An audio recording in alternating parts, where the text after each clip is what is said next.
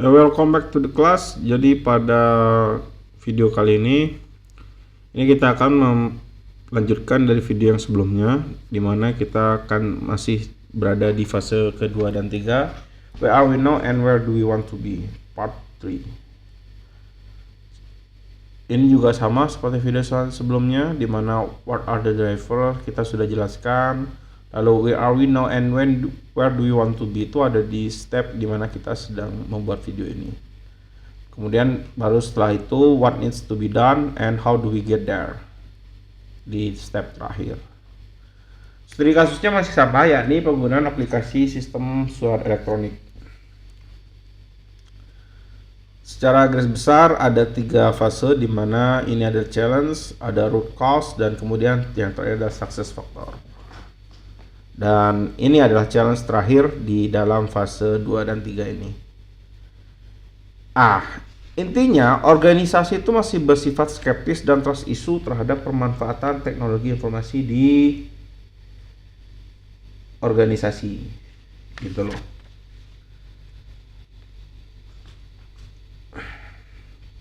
Jadi orang-orang itu masih resisten terhadap penggunaan teknologi baru, utamanya orang-orang yang ada di comfort zone dan merasa terganggu kalau misalkan proyek ini dijalankan gitu loh. Padahal dia harusnya tidak merasa tidak boleh hal seperti itu terjadi gitu loh. Kalau selanjutnya di root cause-nya, ini pernah ada kegagalan proyek di masa lalu yang menghabiskan anggaran yang cukup besar, waktu yang cukup lama, dan resource yang cukup tersita. Mungkin ya, ini salah satunya. Lalu yang kedua tuh kurang terbukanya antar departemen untuk mendukung proses transformasi teknologi di perusahaan. Orang tuh gak mendukung tuh bukan karena dia resisten ya, tapi kadang karena mereka juga gak mengerti ini mau apa sebenarnya, mau bagaimana, terus apa yang harus dilakukan. Kira-kira gitu, itu root cause, itu salah satu hal yang sering kali menjadi ganjalan. Atau mungkin karena orang nggak suka, kemudian ketika kita coba cari gali lebih dalam informasi yang dibutuhkan untuk membangun sistem tersebut, itu tidak sepenuhnya dibuka, atau istilahnya apa ya, tidak mau, susah untuk diajak kerjasama lah, gampangnya gitu. Lalu yang ketiga ini yang juga banyak terjadi, itu banyaknya aturan internal dan tanggung jawab yang saling tumpang tindih, tumpang ya.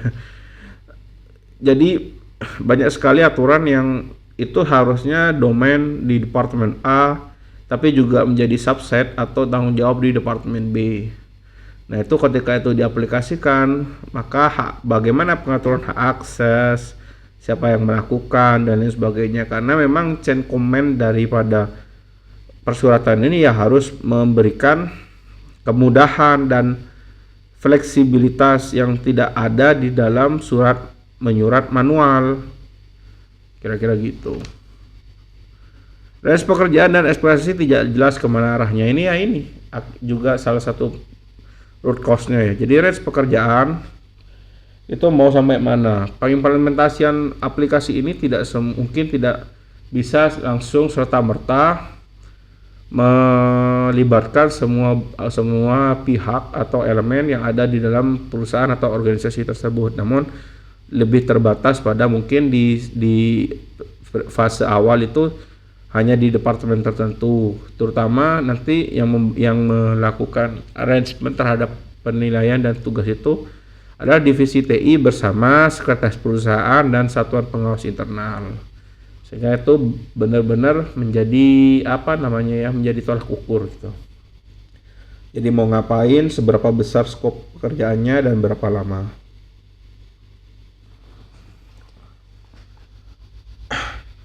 Nah, sukses faktornya itu apa? Ya bersikap terbuka dan transparan mengenai sistem. Kalau boleh usul ya, dari tadi yang di video sebelumnya itu ada IT steering committee dan lain sebagainya, itu libatkanlah key user di masing-masing departemen yang dianggap orang ini akan lebih mengerti jika diajarkan, atau orang ini punya wewenang untuk meminta yang lain untuk juga mengerjakan. Nah, jadi itu bisa dipakai senjatanya. Lalu selalu menekankan pada hasil dan dampak positif dari perubahan yang akan dicapai.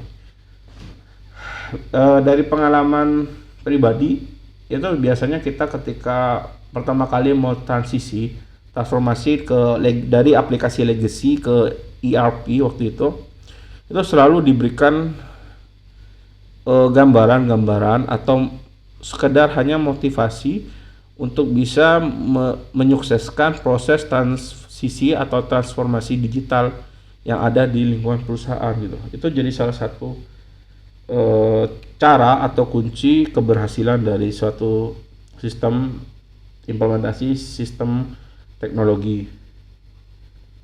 Lo yakinkan minimal CIO yang megang peranan sebagai operasional di dalam perusahaan atau BOD secara keseluruhan kalau bagus untuk mendukung, karena kalau sudah BOD yang memerintah, BOD yang udah keluarkan surat, maka mau nggak mau semua di jajaran level pejabat puncak sampai ke staff yang dimaksud itu pasti akan ikut semua. Nah ini, libatkan key user tadi terhadap pembangunan sistem tersebut untuk meningkatkan partisipasi. Apa key user itu? Key user itu orang-orang yang kalau diajarin cepat nangkep dan mengerti kemana alur dan arah serta output dan outcome dari aplikasi, atau orang yang punya jabatan. Udah gitu aja. Jadi itu adalah success factor yang ketiga atau yang terakhir. Di video selanjutnya baru kita akan masuk ke step yang keempat, apa yang harus dilakukan serta bagaimana cara melakukannya di fase kelima. Thank you.